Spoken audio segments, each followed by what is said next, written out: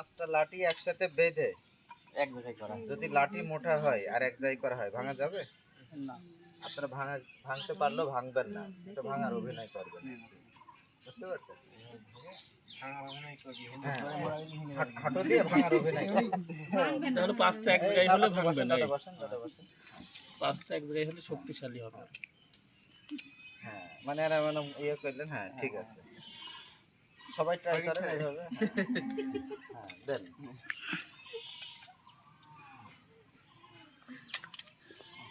সবাই চেষ্টা করলো আর কি, তাই না? অনেকের ঘাম ঝরে পাঁচ গেছে। ভাই এক হয়ে গেল, গিয়ে নাজুলি গামছে গেছে।